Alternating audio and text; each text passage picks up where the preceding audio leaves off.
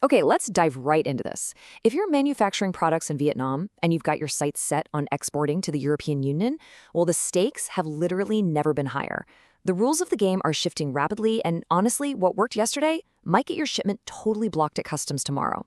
So today, in this explainer, we're going to decode the ultimate survival guide to navigating this fast-changing European regulatory landscape. 30.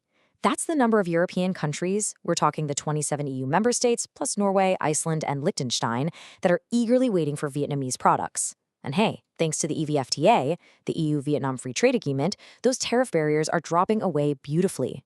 But right behind those dropping tariffs stands a massive, unyielding technical barrier blocking the way.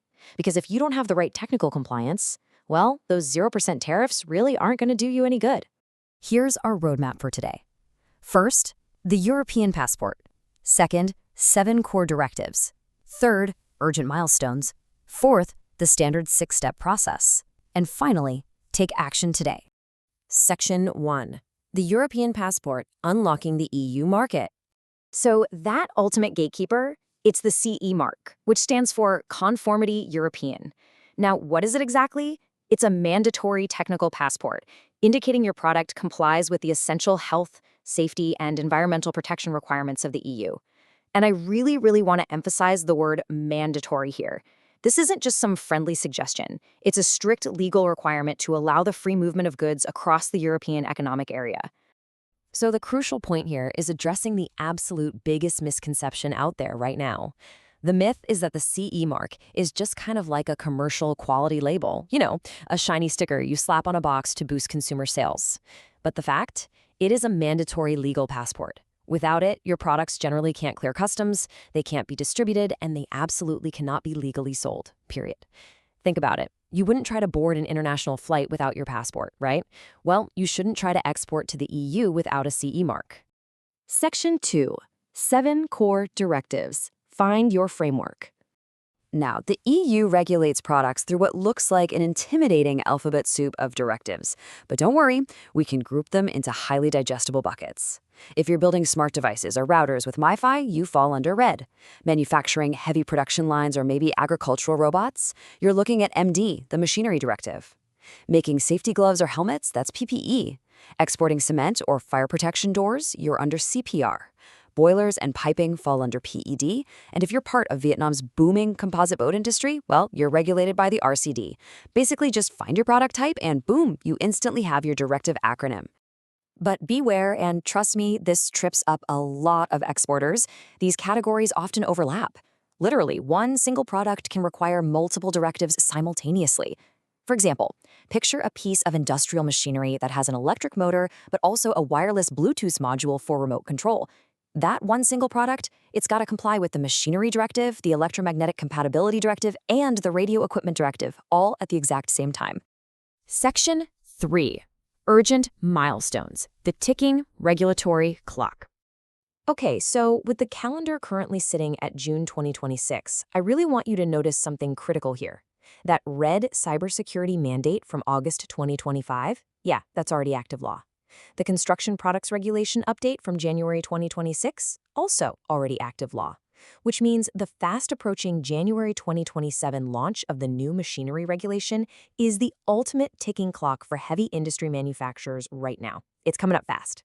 Let's deep dive into that 2027 machinery overhaul for a second, officially known as Regulation 2023/1230. First off, it entirely replaces the old 2006 directive. Notice it's actually a regulation now, not a directive, meaning it applies directly and uniformly across all EU countries without needing to be, written into national laws. The good news? You can finally use digital documentation and manuals. No more printing those massive paper booklets.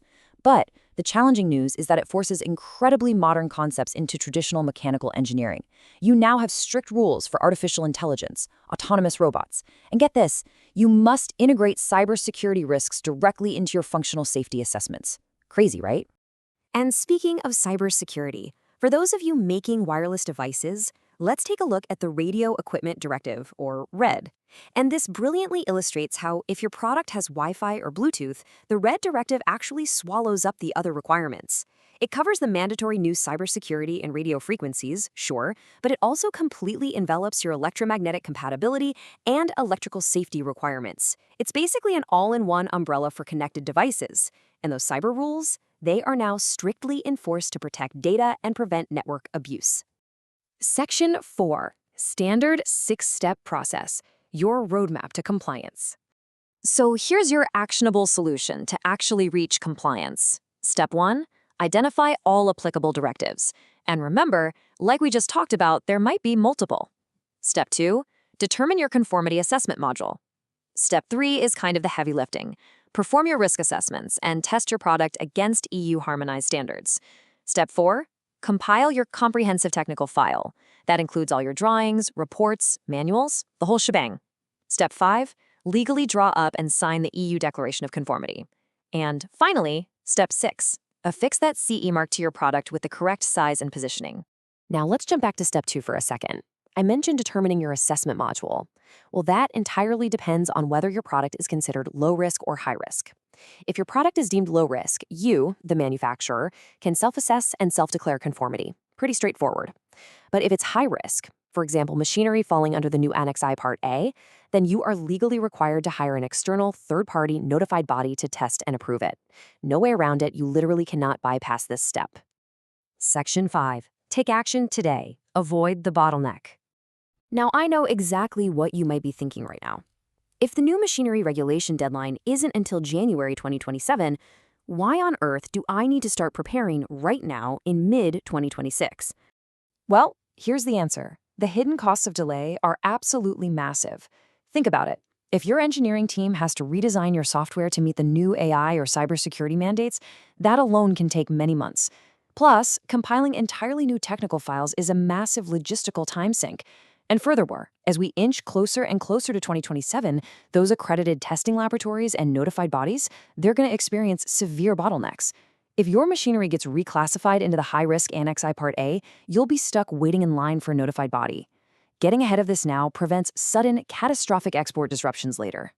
But hey, the good news is you don't have to navigate this transition entirely in the dark. There are some fantastic expert partners right here in Vietnam, such as ISC Global, Staunchly Vietnam, and Duc Luong Services. They provide full CE roadmap consulting, gap analysis, and, crucially, direct access to those notified bodies and testing labs to ensure you avoid any costly documentation rework. Before we finish, I want to leave you with this really stark quote taken directly from the regulatory guidelines. There is no grace period after January 2027. Machinery placed on the market from that moment must comply. Just let that absolute finality sink in for a second. The old directive will be totally dead, and the new rules are going to be unforgiving. So, as we wrap up this explainer, I want you to look at your current export portfolio and honestly ask yourself this one vital question. Is your product ready to cross the EU border tomorrow under these new, strict frameworks? Or are you holding an expired passport? Take a hard look at your compliance status today. Don't let changing regulations lock you out of a 30-country market. Thanks so much for learning with me today, and I highly, highly encourage you to start your compliance gap analysis immediately.